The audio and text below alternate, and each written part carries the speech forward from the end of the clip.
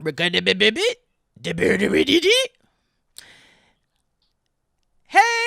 everybody! Welcome!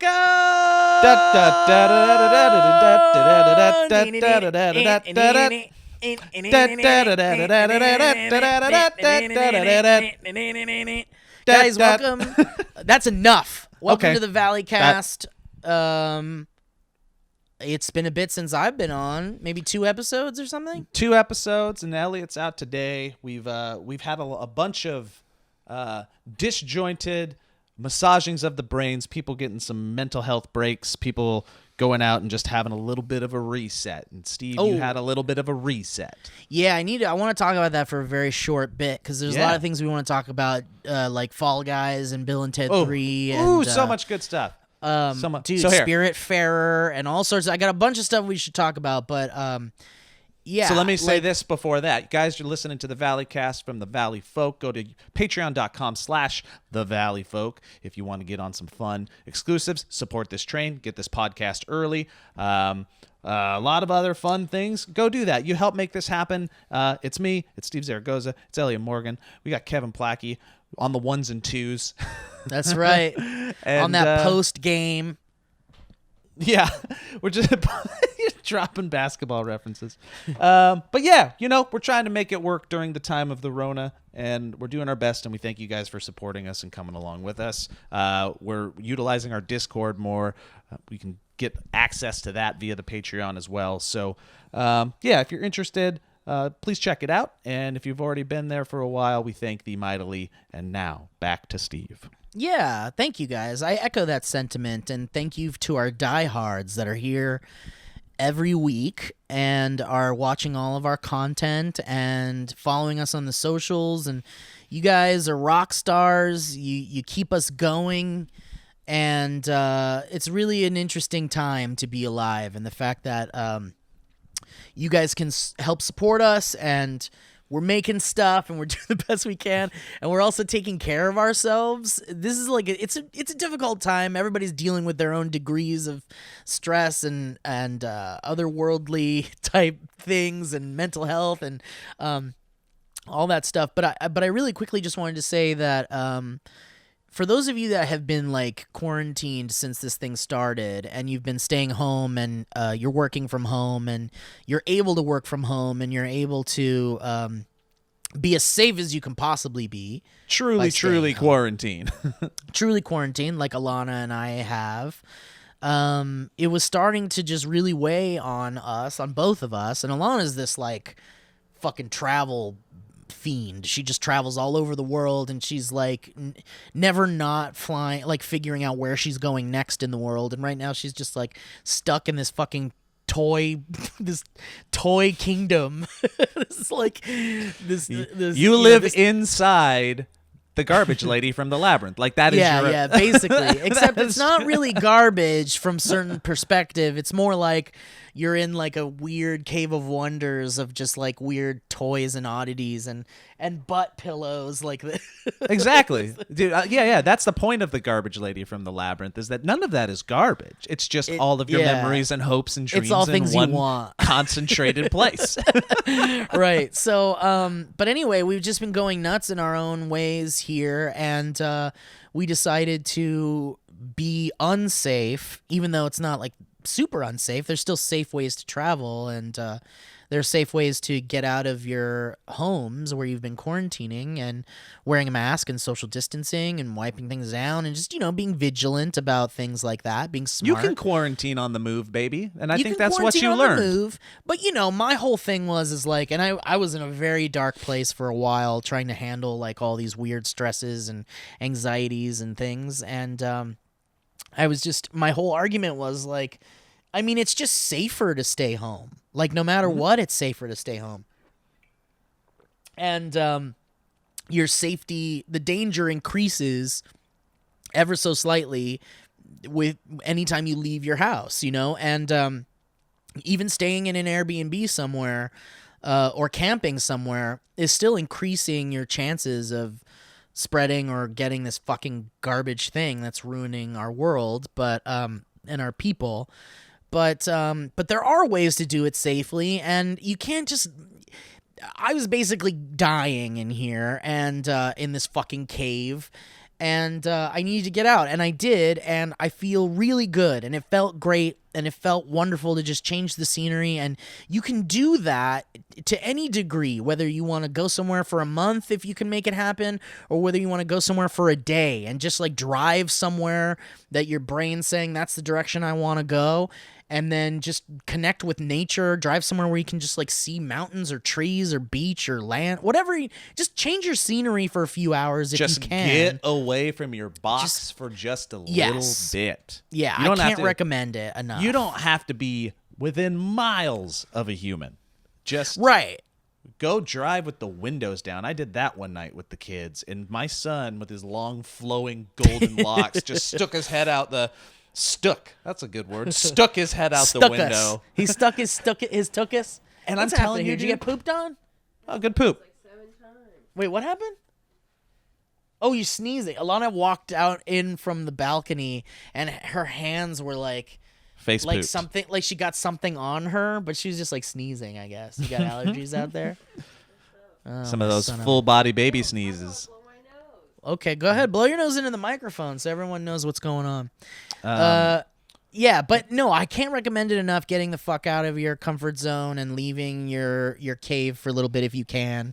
It really safely. Yeah, it felt very good for Alana and I to do that, and it really energized me and is exactly what I needed. So I highly recommend getting away if you can for as long as you can. Any amount, I'm sure will help. Asterisk, point, footnote. An obelisk. You will 100% inevitably on your journey, whether if it's short or long, and you are somebody that has been trying to quarantine or hoping the rest of the humans of the world are as well, and know that they're not, and you get triggered really easily when they're not, you will see many of them on your journey. And you have to get your little anger spikes out immedately and let them go. Otherwise, you're going to hang on to that heavy shit while you're trying to let shit go, and it negates everything. There's been towns that I've driven through where we're like, there's no world where we're going to stop. There's no world where we're getting out of this car in any way, shape, or form. Just lines of people at restaurants and like sitting unmasked together, inches apart at bars, and I'm just like, this ain't for us. Bye. There's a lot of scary stuff out there, and there's ways to prevent your getting caught up in that in that shit. But you can't. Yeah. Oh, go ahead. No. I was just gonna say you can't stop people from living their lives the way they want to, but you can certainly be safe and protect your loved ones and others by at least wearing a mask when you're in public. You know, we advocate that.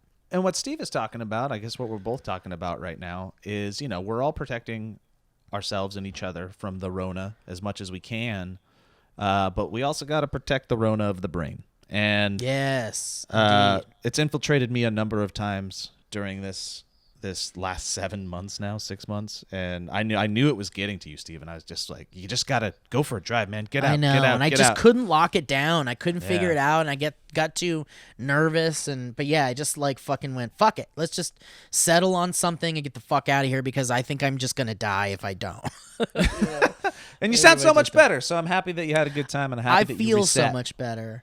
And actually, in regards to the whole mask thing too, and people not wearing masks and things like that, I was talking to Owen, who's also in a very dark place. I was like, dude, you might want to just drive somewhere. Owen Wilson. Owen Wilson, yes, my friend Owen Wilson. But we were talking about Bill Burr had this, like, he said something recently or before, and I'm gonna paraphrase and ruin it, but essentially he said that. Look, there's a lot of arguments on both sides about wearing masks and not wearing masks and the coronavirus and all this shit. And it's like, I don't know, maybe we've talked about this here before, but I just think it's great. And I love to reiterate it. But he basically said, and I'm paraphrasing, if we're all wearing masks and it turns out that it didn't help and it was wrong, or like it's not preventing it or whatever, then the worst thing that happens is we all wore masks and we all say like, I guess we shouldn't have been wearing masks or whatever. Well, Alana's pointing at something. What? What is it? She's pointing at the sky. What? Uh-oh. I don't know. This is the horror movie now. This is a sci-fi horror movie. Oh, the aliens? Do you see it What am I seeing? What is it? It looks like smoke. Oh, it's a heart. It's a heart. Someone's Hang spelling on, let's out see. stuff Can you in the see it? sky. Hang on. Hang on, Oh let me see if I no. can- let me see if I Nope, can- nope, nope. Let's see if Man, this will work. that could have went such a different There you direction. go. Aw, There's like a heart. Hang That on, looks like open a- this more a little. Will you? that looks like a J. And Aw. there's There's like an eye heart or something. It looks like making a little crescent moon there. Maybe they're it's a making moon. Lucky Charms. They're making Oh Lucky my Charms God, in the sky. Lucky Charms are finally arriving. They're coming for us.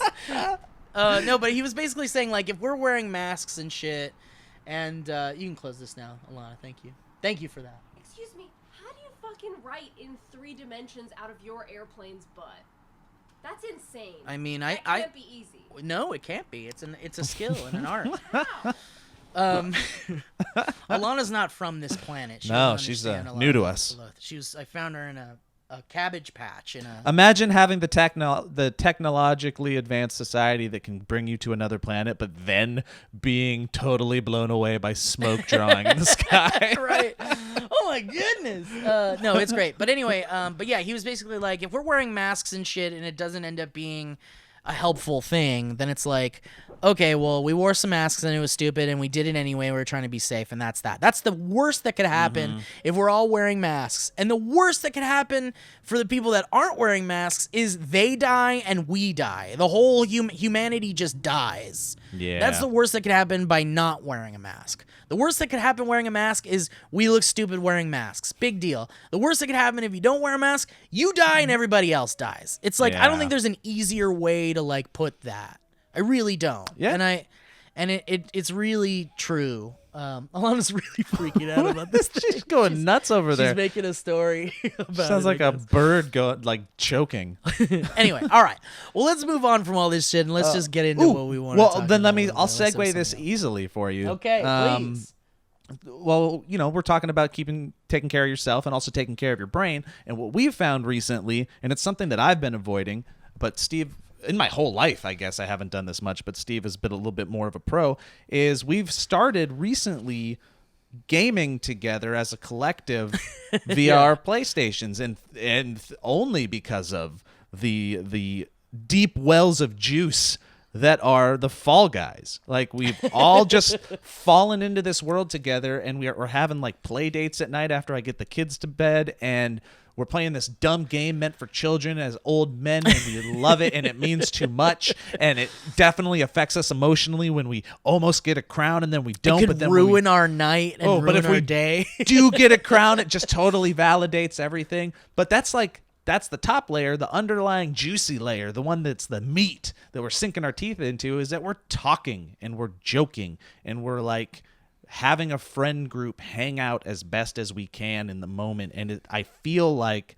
I didn't realize it the first week, but this, as we've went on, it has been gangbusters for my happiness and my mental health. And I look forward to it. And it's like we've been really having these fun nightly hangs, and it's, people come in and out, and Fall Guys only lets you play with 4 people at a time right now. So it's only 4 at a time. But So your fifth friend is fucked. yeah, someone's left out sometimes, but it's okay because we can't play every night because. But they can all be in on the chat. That's the best But they can part. all be in on the chat. And by the way, I gotta give a shout out to Sony and whatever technology they're using on the PlayStation 4 for their party chat. because Alien shit. It's just alien shit. I don't get it. I mean, I'm sure it has something to do with it being console to console, and the fact that it is a powerful PC, the PlayStation 4, meant specifically for these types of things, and gaming and being able to communicate with your friends while you're gaming is a very important part of modern gaming. And but they've just perfected whatever the fuck it is for their party chat, and it's literally like we're all in the same room hanging out and chatting and just shooting the shit. And we've been streaming those lately because we've just been doing it every night. We might as well stream, But With yeah, a group Joe, of funny totally. boys. So funny. We're just laughing all night, and And we're girls. Anna's been and dropping girls, in. Whitney's Anna been dropping in. and Sarah Sarah yeah. Little. Yeah. And Candice joined us without a Can- headset a couple of times. Tell him your fix for that. Your I think I have technical a photo, fix. I have a photo that Candice sent me because Candice was like searching desperately for a fucking microphone so she could chat with us. She was playing Fall Guys with us, but she wasn't able to talk to us. And we were like, look, you could just plug an iPhone headset into it. Like, you could plug literally any headset into your controller and it'll work. And she's like, I can't find anything. And then eventually a couple days later, she's like, I tried this to see if this would work.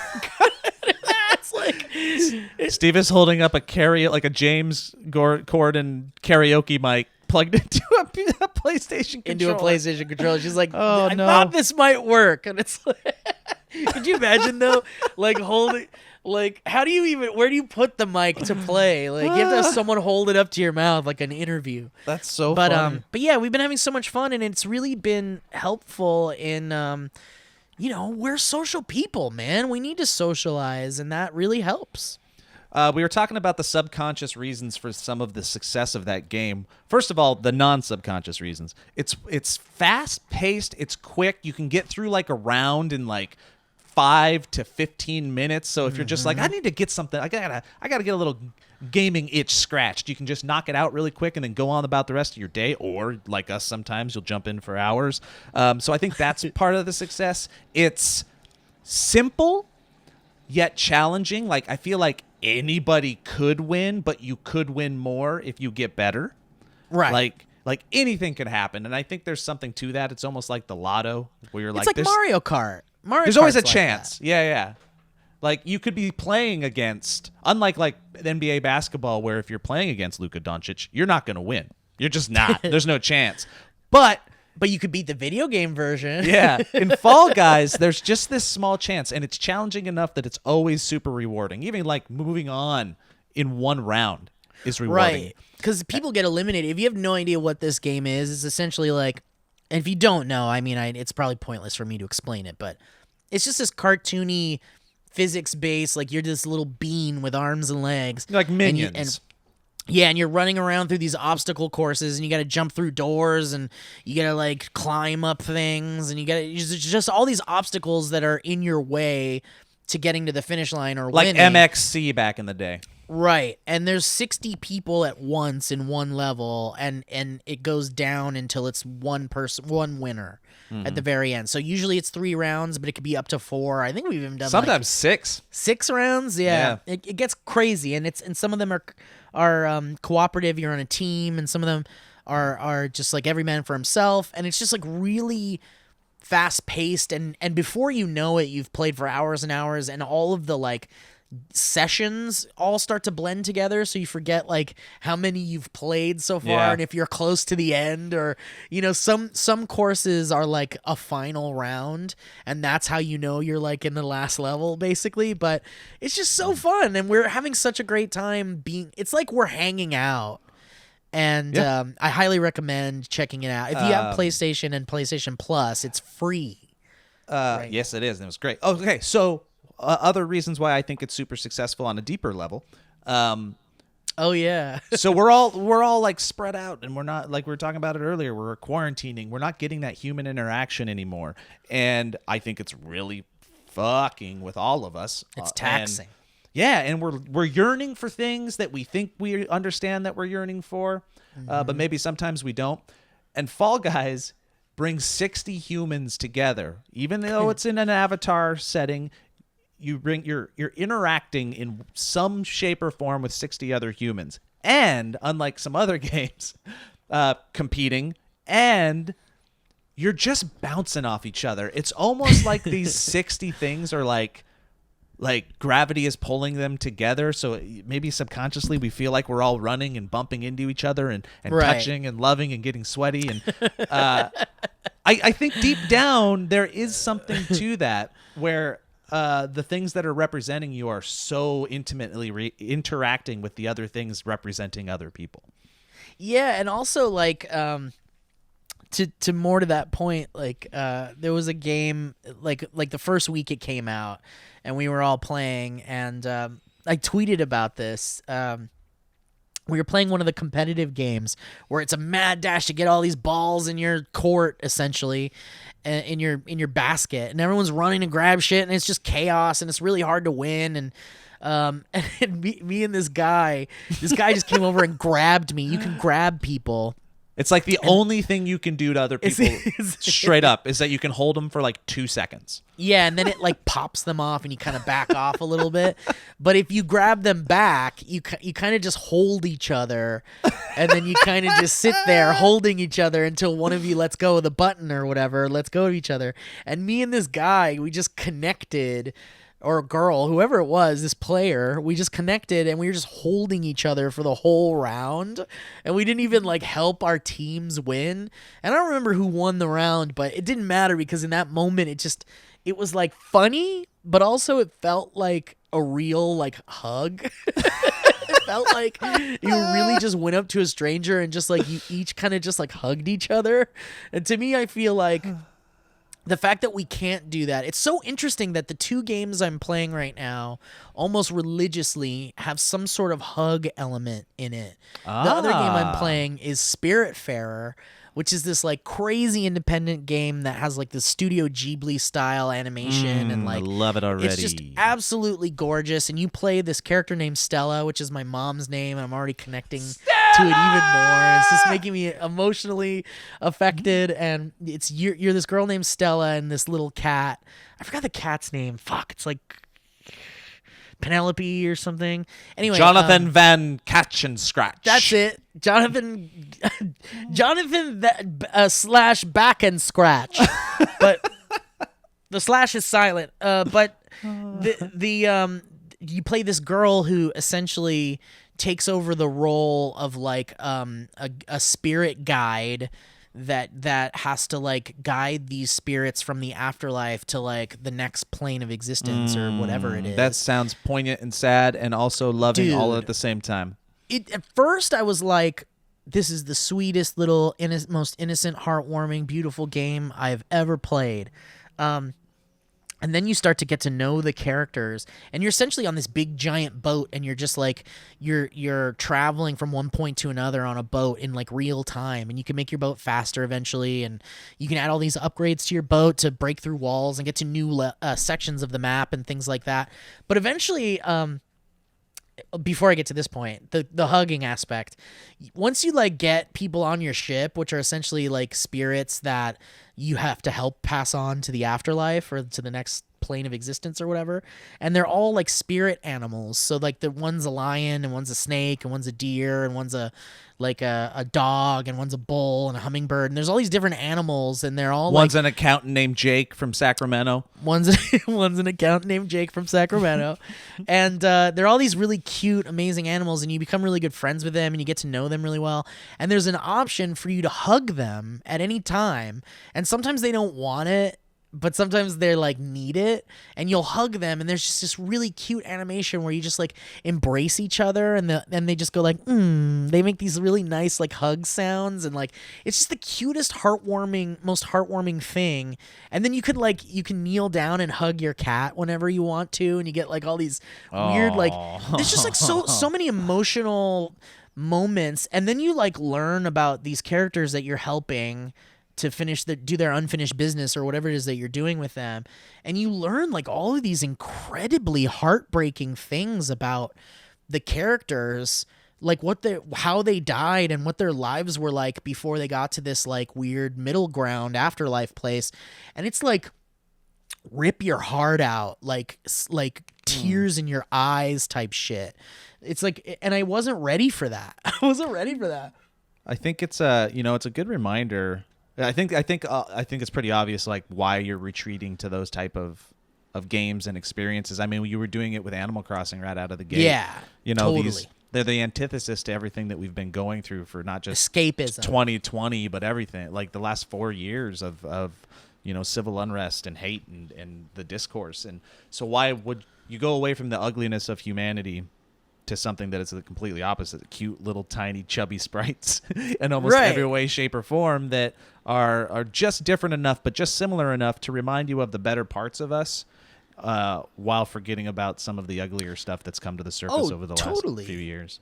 Totally, but it's like absolutely Animal Crossing was escapism and therapy and a world that like didn't have a coronavirus where nothing bad could happen, and it felt really good to be there, and it was therapy for a while for me. And but then Last of Us 2 comes out, and it's just like heart-wrenching horror with heartbreak and like really like disturbing things, and you're like, they obviously didn't plan for this game to come out during a pandemic when everyone's like emotionally at their lowest points or whatever, especially with people dying by the thousands every single day. I mean, there's a reason I haven't played it, and I think it might be what you're talking about. I love the first one, and I just haven't been like, I keep telling myself it's time. I'm like, I don't have the time right now.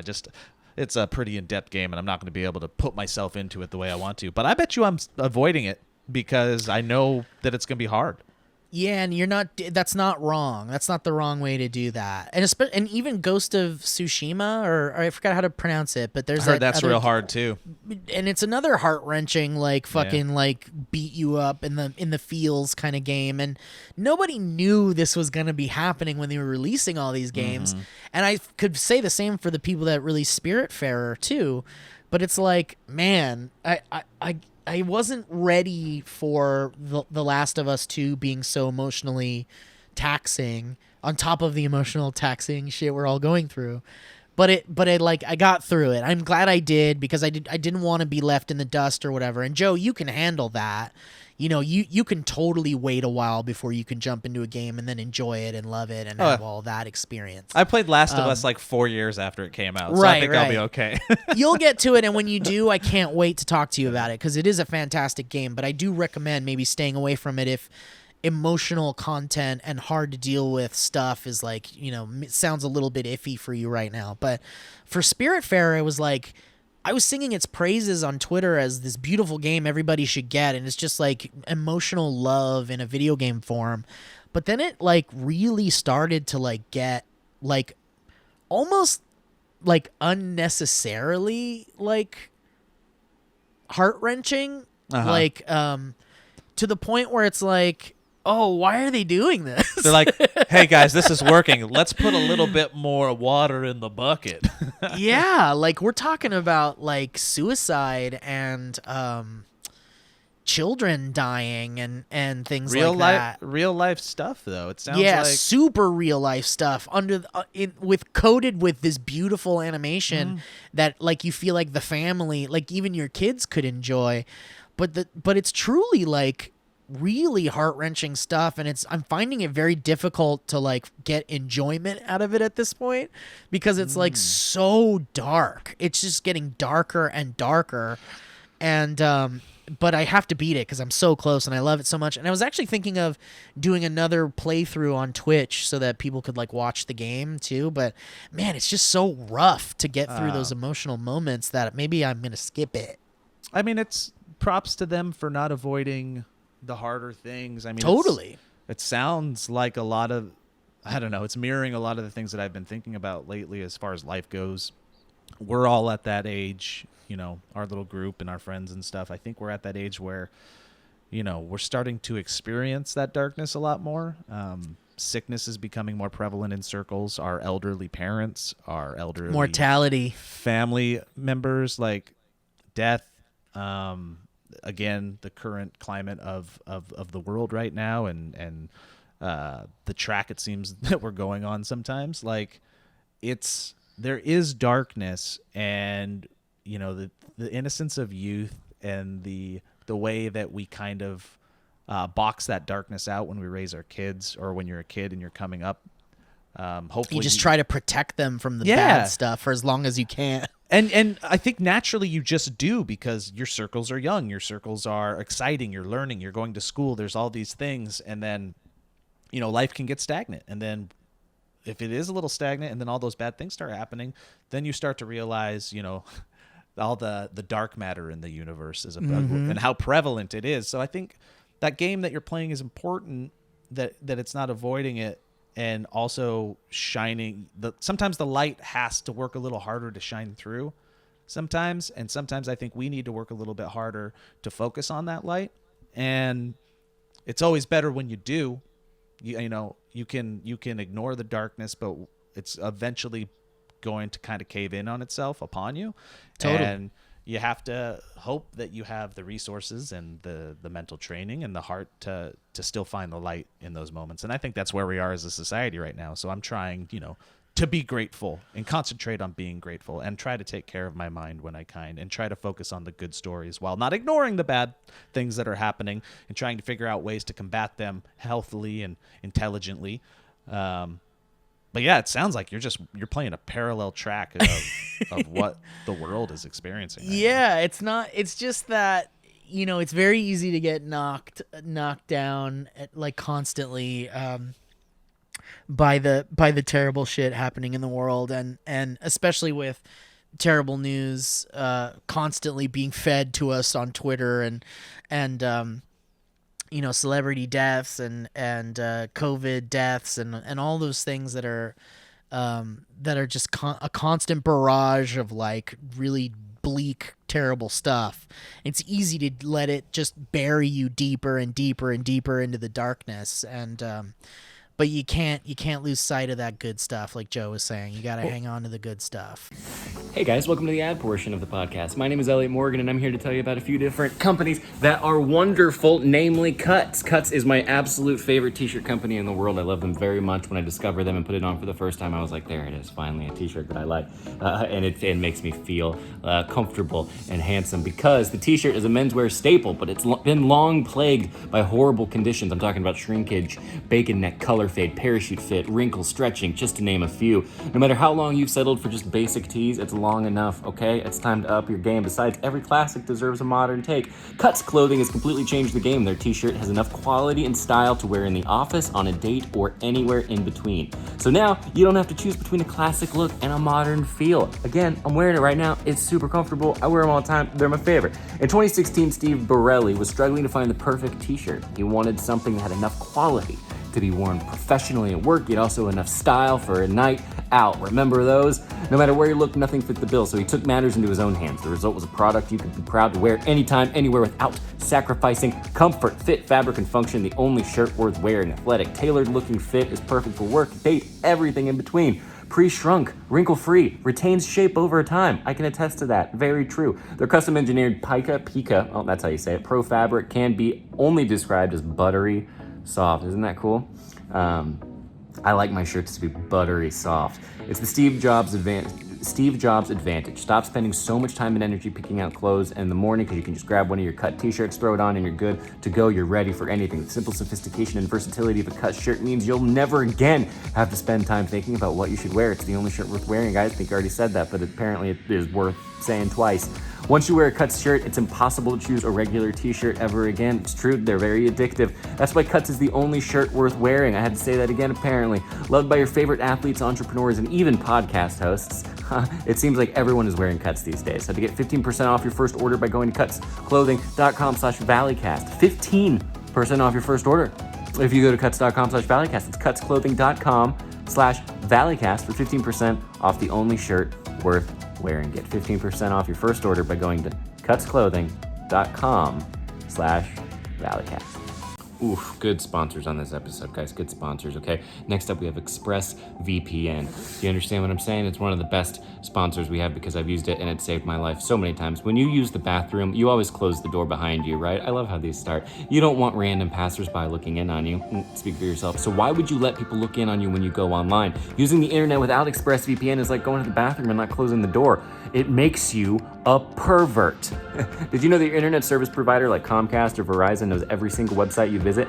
Ooh. And what's worse is they can sell this information to ad companies and tech giants who will use your data to target you. I don't like that. I don't like shopping around and feeling creeped on by the companies. ExpressVPN puts a stop to this. It creates a secure encrypted tunnel between your device and the internet so that your online activity can be seen by anyone. I wonder if by doing this ad, I'm going to get ads for this. I use ExpressVPN on all my devices. It works on everything, phones, laptops, and even routers, so everyone who shares your Wi-Fi can still be protected even if they don't have ExpressVPN. And the best part is, using ExpressVPN is as easy as closing the bathroom door.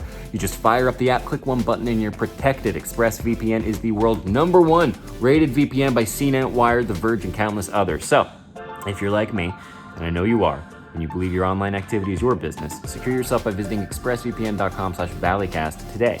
use our exclusive link, expressvpn.com/Valleycast, and you can get an extra 3 months free. That's expressvpn.com/Valleycast.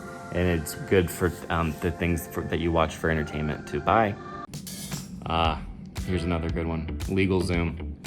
You guys like documents? Well, I'm about to tell you about LegalZoom. Health and safety is on the top of everyone's mind right now. No matter what happens, you want to make sure your loved ones are actually protected. That's why LegalZoom continues to provide a reliable way for everyone to set up the right estate plan without even leaving your home. You can set up your estate plan on your estate, and I know we've all been there. I've used LegalZoom before for things that I wouldn't normally consider fun, that I won't necessarily go into, but suffice it to say, it's a great service, and they did great, and it's actually super easy, and I'm a big fan. It starts with finding the answers to your questions. Do you need a last will and testament or a living trust? What about an advanced healthcare directive? And what's a power of attorney? I don't know, it scares me. Thankfully, you don't have to figure everything out on your own. LegalZoom's online resources make it easy to get started, and if you need to speak to an attorney, their independent attorney network is there to guide and advise you. LegalZoom isn't a law firm, so you won't have to worry about expensive billable hours all adding up. That's nice, right? So if you guys want to use LegalZoom, you can take an important step for your family today by going to LegalZoom.com to get started on a last will, living trust, and more. And make sure you enter code Valleycast at checkout for special savings. That's LegalZoom.com, code Valleycast. LegalZoom, where life meets legal. Go to LegalZoom.com and enter code Valleycast to get started on a last will, living trust, and more. They're wonderful. I've used them. And whatever the thing is, it just, it's adult stuff, and no one likes to do adult stuff. And so all of these things that we're providing here today, ad read wise, are for people who have a hard time being adults. LegalZoom.com and enter code Valleycast. Thanks. Back to the show. And it's hard as it is, sometimes you got to kind of force yourself into situations that usually make you happy, even though you don't want to do them in the moment. And right. honestly, there's been a couple of times you guys have texted, you're like, we're Fall Guying. And I'm like, I don't really feel like Fall Guying. And then I take 5 minutes and I go, I should Fall Guy. Just because. Yeah, because that's therapy. Yeah, and I inevitably always end up laughing. I inevitably, let things go for a moment. And sure, they may come back, but in that moment, you can breathe. And in that moment, you can reassess. And in that moment, maybe all those scrambled synapses will kind of untangle themselves, and you'll be in a slightly better place when you're done. So whatever your Fall Guys is, try to find a way to plug in and play. You know what I'm saying? Yeah, and you have to believe that you're going to get over the hump of whatever it is that you're going through. Like, I had someone hit me up in my DMs on Instagram, and they were basically telling me about how they had just broken up with their first big relationship, and they had been together for a year, and he was saying that he just didn't know if he could go on, and he didn't know if things were going to get better, and he was very sad. And I just said to him that it's a very relatable feeling. You're not alone in that feeling, and that feeling everybody I know has had, and I myself have had. And I promise you that if you don't give up and you stay strong, then you will get over this, and you will find something even better than that.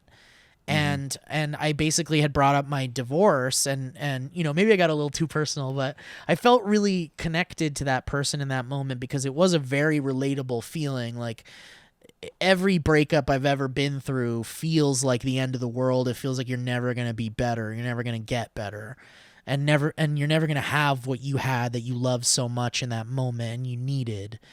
But I honestly can say that after every breakup, after every relationship, I learned something new about myself and about the world and about people and about how people want to be treated and how people should be treated, and how everybody has different ways that they want to live and be and feel, and how they want to be romanticized and seduced and treated and all of those things. And it's just such a complex thing that it's very hard to make it work, obviously, but you learn so much doing that. And I basically was like, if I didn't get divorced, if I stayed in my marriage, then I can't imagine not having what I've had since making that decision. I can't imagine the things, not having the things that I have learned and not growing into the person that I am now because of that. I can't imagine that. And for better or worse, you know, who knows? But I just know that if you're in a situation where things get to a boiling point, you need to break up, or you feel like you want to break up and you don't want to break up, you're scared to be alone, or you feel like you're never going to get into a relationship that like that again, or you're never going to be loved or whatever.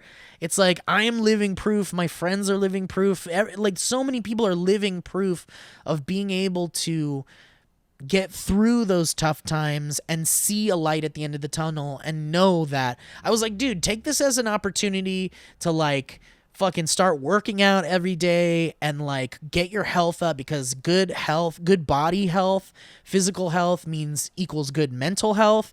It's all good stuff for getting the brain feeling good and getting that depression out. You gotta churn up that soup, you know? Stir it up. And I'm like, dude, you're so young, and like you just gotta like fucking get like, not, I'm not saying he wasn't healthy, but I'm saying get healthier than you are. Get out there and start running, listen to your favorite music and podcasts, and just fucking walk, cry, do whatever you need to do right now to mourn and feel bad. But then know that if you put the work into this, if you put the work into crawling out of this hole, I promise you there's sunshine outside of that. Yeah. Like, I know there is. Your goals are little blocks, and if you start with some little blocks, they can get bigger and bigger, and then you're going to stack those motherfuckers up, and then you're going to have a little tower that'll take you out of that hole to the next level, and you might find new holes, and you might find new parts of your life. But if you're constantly finding and taking moments to look inside yourself and find those tiny little things that, not self-criticize, but just what can I do to elevate myself to the next version of me? Right. What little goals, be them physical, mental, emotional, societal, professional, can I shoot for?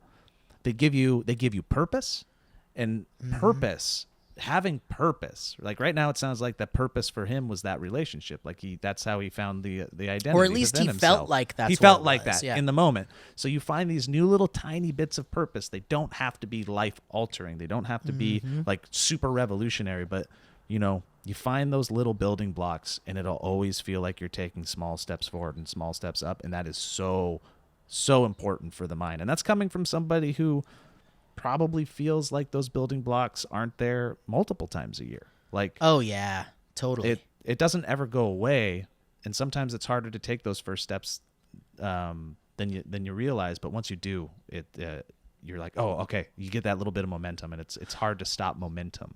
Yeah, and it's like clinical and chronic depression, and clinical, like all the clinically diagnosed, you know, mental disorders and depression, anxiety, all of those things.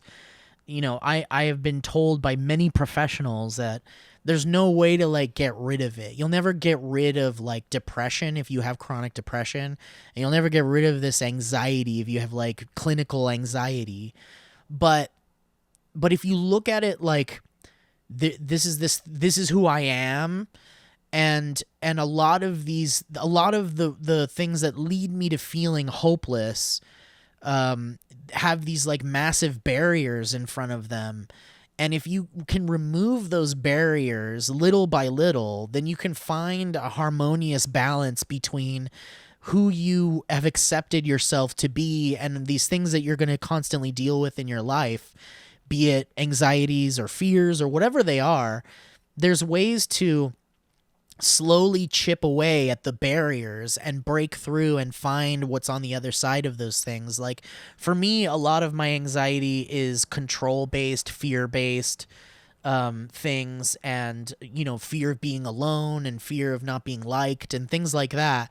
And there are tons of little things you can do to break through that giant wall of like what feels like it's the thickest wall ever that there's no way to break through. But, you know, little things like taking a walk outside and literally taking a half-hour walk a day, like that is truly enough to make you feel better.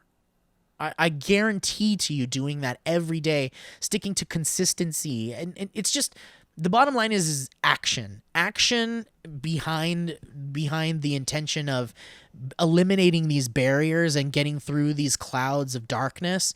You just have to act on them. You just have to realize that all of these things take work.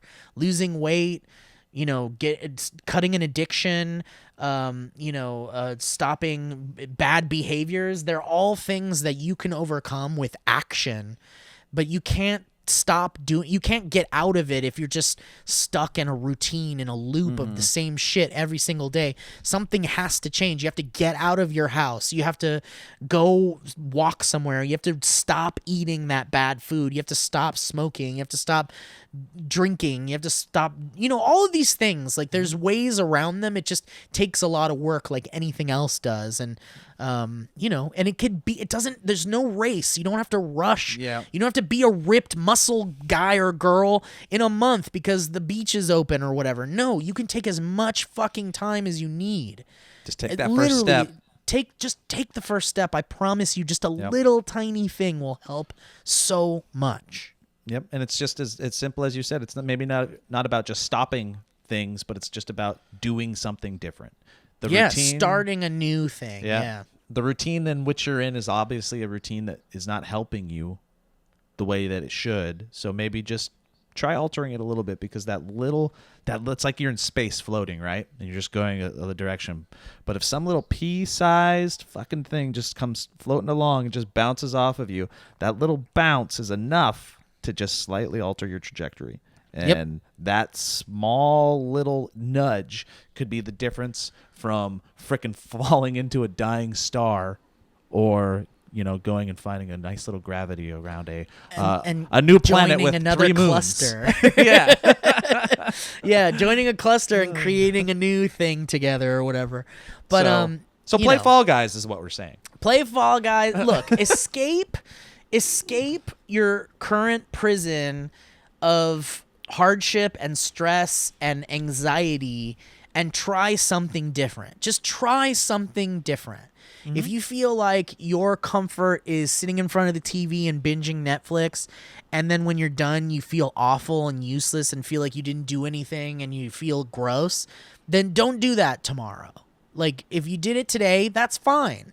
But don't do that tomorrow. Tomorrow, do something different. Tomorrow, clean your room or clean your bathroom or vacuum. Do something. Draw. Grab a pad of paper, go out to a park with your mask, stay away from people, and literally just draw a tree. Look at a tree in front of you and draw it. Just do something that breaks your routine, and I guarantee to you, if you stick to that, you're going to find positive change and positive mental health increasing in your life. Yeah, just little incremental nudges on yourself. Yeah, baby steps. Like, Baby steps, what about baby. Bob? All I have to do is take one little step at a time, and I can do anything. Baby step around the office. Baby step around the office. That should give you a lot to digest while I'm on vacation. Vacation? What a movie. Anyway, all right, we got really preachy here, but is there anything else? I don't think it was preachy. I think it was good. I think it's we're celebrating things We're that we spreading like. the good word. Celebrating things that we like. Which segue? Yeah, dude. Oh, Bill and yeah, Ted. great, Bill and Ted. perfect segue. Face the music, my friend. Wow, that movie. Spoilers for Bill and Ted 3 from here on out. So if you haven't seen it, please watch it. Don't just stop the podcast and not come back. It's okay if you don't come back, but watch fucking Bill and Ted 3. It's and so then much come fun. back. Literally pause the podcast, go watch Bill and Ted 3, Face the Music, and then come back, because man, that thing could have gone wrong in so many ways, and it could have just been another one of those fucking sequels that just doesn't work, and a plethora of fucking sequels that don't work 20, 30 years later when everyone's too old and it's awkward and no one can do the same shit. And but fuck, they just nailed it. The characters are, it's and Brett said this, and maybe it was Matt, I don't know, one of the guys said it while we were doing our Fall Guys shit, but it's like, it's truly a sequel to Bogus Journey. Like, Yeah. it's a sequel to Bogus Journey. All the Yeah. characters are back. They mention Bogus Journey. They mention Excellent Adventure. And they do it in a way that isn't fan servicey and forced. They earned every fucking second of it. And it just fucking works. And I was worried it wasn't going to be funny. And I was worried it was going to be awkward and cringy. And it's just like the exact opposite. It's just like wholesome fun. Turn your brain off. Enjoy Keanu Reeves doing the dude shit again for one last time. And enjoy Alex Winter absolutely stealing every scene he's in. Okay, so tonally, the movie is exactly what we all need right now. The movie is about love. It's about acceptance. It's about bettering yourself. Community. It's and about family. It's about not only your inner family, your the one you're in your house with, the one you've grown up with. It's just the family of the universe and how we're interconnected, and it's great. Alex Winter, though, Steve is right. Keanu Reeves is great in it. Don't get me wrong. I'm not taking anything from Keanu. But Alex Winter upstages everybody. And his presence in the movie is amazing and youthful. Like, Keanu does feel a little old to me in it. Yeah, but Alex Winter seems like he didn't age in his soul. didn't miss a beat. He doesn't have any of that, like, that age comedic slowness. And Keanu did great, but Alex was just like next level. Yeah, it's not like when you watch Pee-wee in the new Pee-wee Herman Netflix movie. Yeah. And you're like, someone's tired and needs to go rest for a little bit. I thought Keanu was a little tired, but Alex was not. I'm surprised at how little Keanu added to the overall experience. Like, I feel like he's the one that brings you in because if you're not a huge Bill and Ted fan, because he's fucking Keanu and he's amazing and he's a legend and I love him. But it's like, any scene he's in, you're either completely mesmerized by Alex Winter or someone else, and he's just there to add like a moment or to be because like anytime he meets like a future version of himself or like anytime he gets to play a character, oh my God, it's gold. It's so good, and he's so good. But fuck, dude, but you knew Alex Winter. Like, Alex Winter always had it. Even in Bogus Journey, like, he played the old lady. He played his grandma in Bogus Journey. And he's just like, dude, you put him in prosthetics and he completely changes into, like, whatever character that is. The dude just has it. Like, he has the it factor. He can do it. It just sucks he's not in more shit. Because he's so good. He's a director now, too. He just did that documentary on... he did the Smosh movie back in the day, but he also he did direct the Smosh he did the documentary Child Stars that just recently came out on, I think, HBO. Oh, shit. Really? I need to watch that. And because he was one of them, and he had his success, and then he was like, I'm out. He had to, like, go take care of himself, and then he came back to Hollywood, and now has done this movie, which, again, is so much... dumb fun. Is it? It's not perfect. It's not perfect. We're not saying this is a perfect movie. And Bogus Journey is still the best of the trilogy, I think. Yeah, I don't think this is usurping probably either of the other two for me, but in a package with the other two, it makes me so happy and tells a complete story. And I would get that trilogy box set to get all three of these together. 100%. I have a Arrow Films, I think. Is it Arrow or fuck? I can't remember. I'm looking at it, but it's too far away. But they released a Bill and Ted's Excellent Adventures like box set, and it has both movies and it has like a bunch of the animated series or something in it. Oh, cool. And I was like, this is the definitive Bill and Tell. Bill and Tell. What the fuck? This is the Billiam Tell. He shot the apple off. The Billiam Tell Overture. This is the definitive Bill and Ted edition. I just didn't think we'd see a third one ever. I'm so happy. Yeah, I'll gladly buy the trilogy set when it's ready. The casting was great. You know, a lot of it was all the previous castings from before, but the girls that were the daughters, the one that they cast, apologies, I don't have her name, and I should just Google it in front of me. Here, I'll I'm look not it going up. to. The one that was Keanu Reeves' daughter, holy crap. Yeah. She nailed everything that you think maybe Keanu lost from the Bridget character. Lundy Payne, who identifies as a they. Oh, they. Okay, sorry. Yeah. Non-binary. Everything that They, you them. thought Keanu may have lost, in reprising the role, they picked it up perfectly. 100%. Like the oh my gosh, the mannerisms, the tone, Killed it. They killed it. Like so much fun. I don't know. Just watch it. Just fucking watch it. Like everybody's so good. Anthony Carrigan, who was in Barry. Holy crap, dude! Okay, so he plays this robot and Future Bot. Future Bot that's like hunting Bill and Ted. And when you see it, you're like, okay, this is just gonna be another one of those like destroy, like mindless villain type things. But it like instantly he instantly has like a comedic like timing and so Alana and I were like, at first I wasn't sure if it was funny because I was just like what's going on? What are they it's a little going off-putting. Yeah, because I've never seen a robot just be like a guy. Like they've never had a robot, like a full fucking robot, be a guy. And Alana and I were like, what the fuck? And we were laughing so hard. And I was like, who the fuck who's playing that? Who is that? And we paused it and I looked on IMDb and I almost shit myself because it's Anthony Carrigan from Barry. Yeah. Dude, he's magical. He's just magical. Dude, it's a perfect way to describe it. There was two things that made me laugh out loud in this movie. Like, it's not a laugh out loud romp from start to finish, but there's a lot of laugh out loud moments. It's a feel good romp from start to finish. Right. But laugh out loud, Anthony Carrigan as the robot who he doesn't quite start off what Steve is saying, which is having these human mannerisms. And he does kind of start off as like shoot, kill, robot, I guess that's future. true. Yeah, he does start off that way. He learns the mannerisms as he picks up what can only be described as human regret. Yeah, like he starts to accidentally just murder people, and then he's like, I didn't mean to do that. Yeah, he realized the folly of his ways so immediately. Dude, you know what his performance kind of reminds me of in a way? The guy that directed this movie. Let me find his name really quick. What is this motherfucker's name?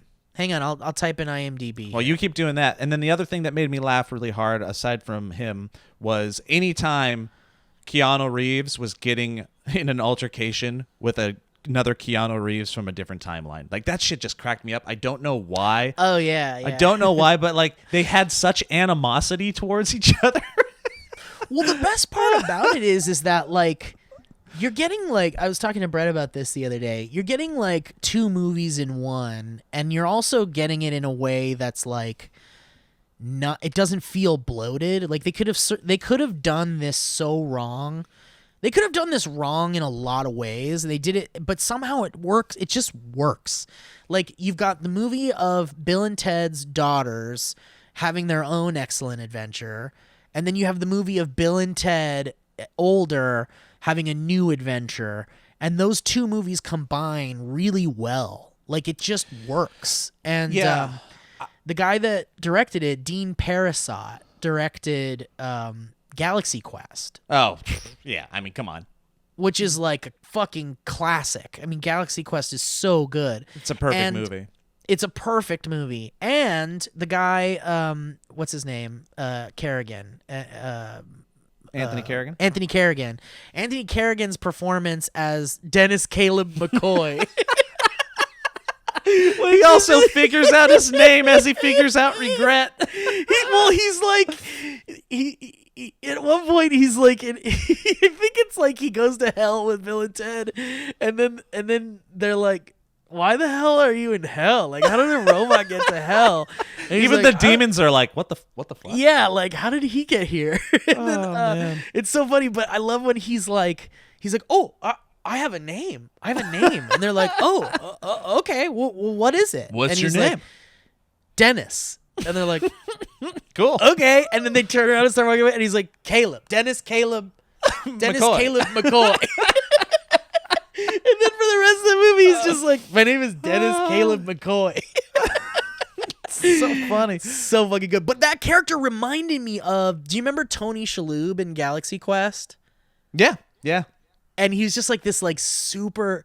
His character seems out of place, like he's this total stoner kind of guy, but he's like so out of place and so normal and so dude-like in this like big epic sci-fi movie. I feel like Tony Shalhoub's performance is comparable to Anthony Carrigan's, not like they're doing the same performance, but they're both doing similar things where they're plucked from a different movie and then put into this like big epic thing, and then they're like, let's just see how this works, and it could go completely wrong, but it doesn't. It's perfect. Yeah, God, he's the highlight for sure.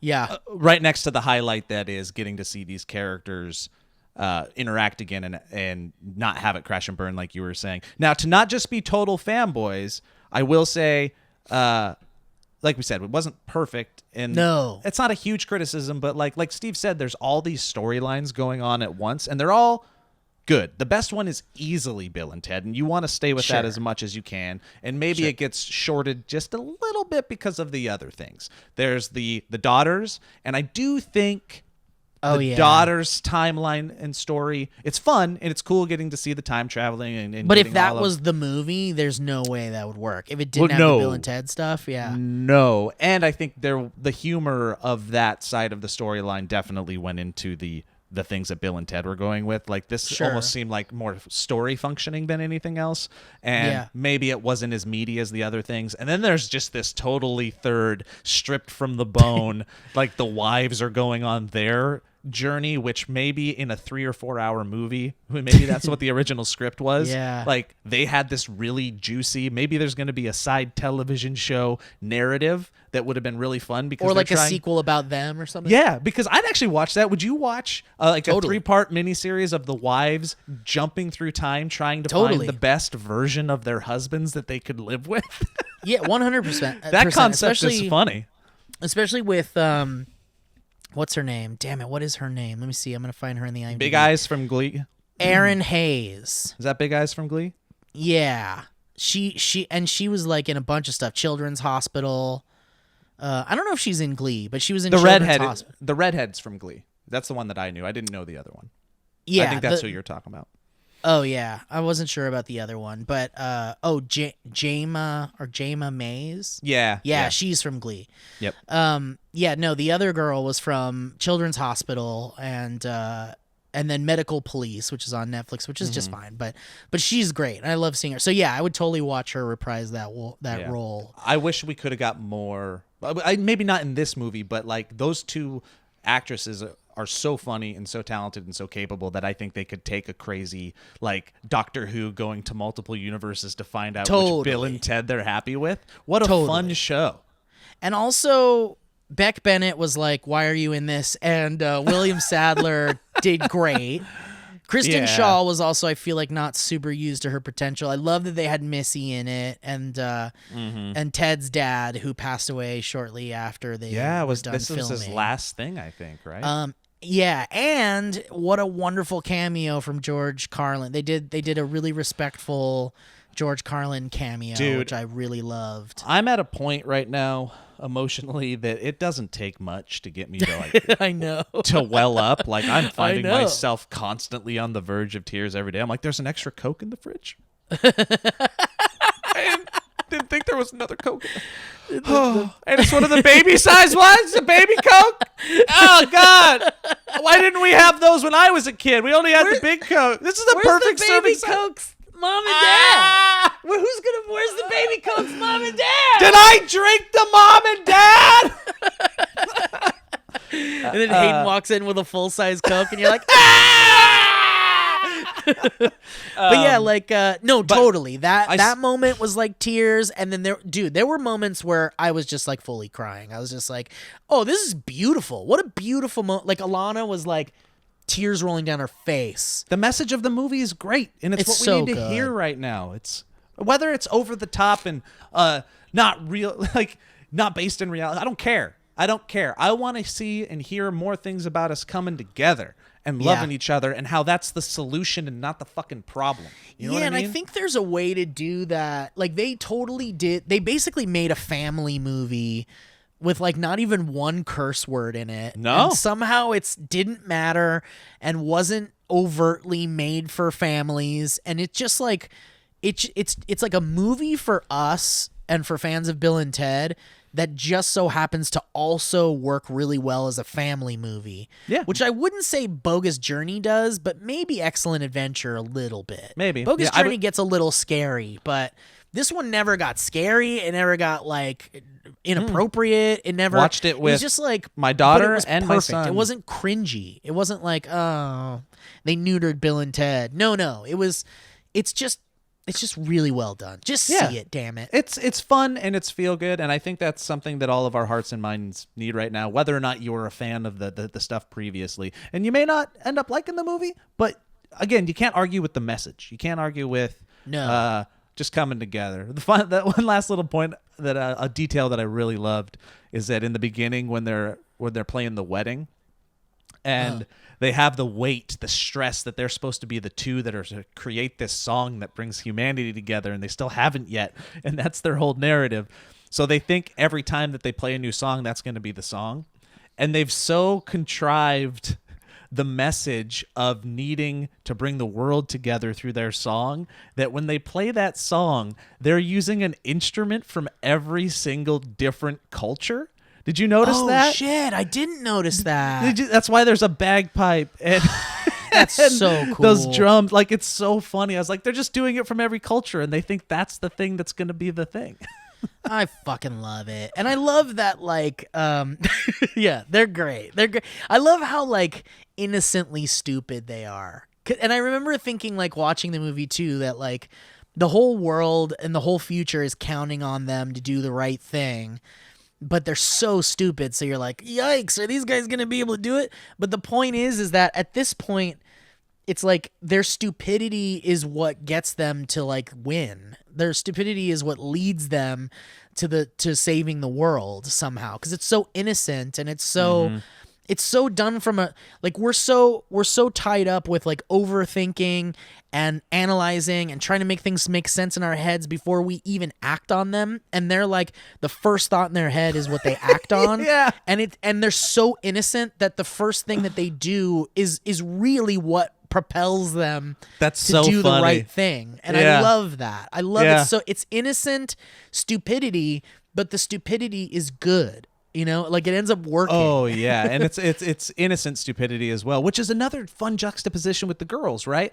The girls play the mannerisms, again specifically. so well. Sorry, the girl. Hang on. Damn it, Bridget. I think her. Yeah. Hit me Their with the name. names, 'cause Their I'm name not- is Bridget. Yeah, Bridget, and what was the other young lady's name? Samara Weaving. So she and they. Sorry, I apologize if I've been Bridget and Samara. obliterating pronouns. I'm not meaning to, but We're Bridget trying. We're doing our best. We're old Bridget men. and Samara, they picked up the mannerisms, and they sound like they might be stupid, but they're not. They're little geniuses. Yeah, but And- they're exactly like Bill and Ted, but they're geniuses. geniuses. Yeah. I mean, you don't really realize it at first, but then you're like, oh, Bill and Ted act with this innocent, like, first thing that comes to their mind. They act very quickly, but it's analytical and it's from a good place in their heart, and Right. and they're just like, they're like encyclopedias of music knowledge. Yeah, but to the point where it's like, oh, I knew people like that in high school, basically, who were, like, super obsessed with music to the point where they knew, like, liner notes, like, shit from, like, way old school albums and stuff. And it was like, at first you're like, oh, that's a cute thing. In the movie, you're like, that's a cute thing they do, but it ended up being, like, the reason why the things work in the end, without spoiling the big reveal. But yeah, it's just great. And by the way, while we were talking, I looked up that you can buy an officially licensed, full-sized, working Bill and Ted phone booth that has the time circuits at the top, or the little umbrella wires, basically, at the top. The weather vane. And it has a bunch of fucking lights and sounds, and it actually works as a phone, and it could be yours for $8,495. Okay, we'll get one for the office. We'll get two for the office. I think we should get 2 for the office. One we Yeah. use and one we just never go in. But it's super rad. Anyway, all right. Well, what a great time. This is a great That's show, good. Joe. What a great This podcast. This felt great. I think we went up and down and left and right, and I really appreciated the conversation. So I thank thee.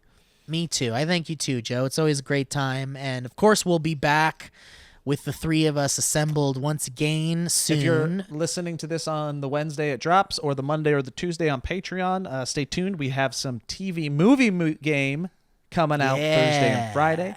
This is a little iteration, a little spin on movie game, and we got some great guests. We got some old school, very talented internet friends that I think you'll be excited to see. Love it. Love it, love it, love it. Love a good tease. So Yeah. once again, thank you guys for joining us. Thank you to the patrons. And if you want to consider becoming one and supporting this endeavor, you can go to patreon.com/thevalleyfolk. And also youtube.com/thevalleyfolk is where we post our main shows and stuff like that. But there's also another channel called youtube.com/thevalleycast, which has a bunch of different things like Elliot's podcast, The Fundamentalists. Just with posted Peter one Rollins. yesterday, I think. Yep.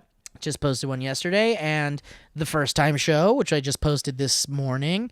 We're watching Lovecraft Country with Brett Register and Alana Fickus with special guests.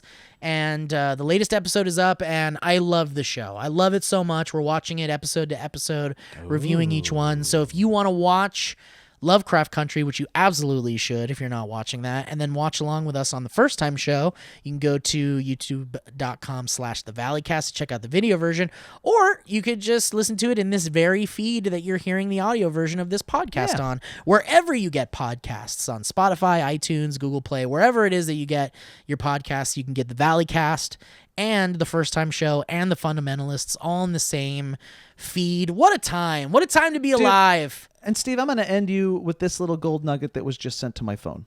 Okay. You ready? It's going to make you very Okay. happy. Okay. I love it. I love being happy. Elliot's doing the ad reads for us right now. Wow. What a sweet Hey. angel. Wow. I love that. Teams So there working you go. together. We're all working together. The band's back together, guys. We're back together. All right, guys. well, Have a great thank you guys. Goodbye. Bye-bye.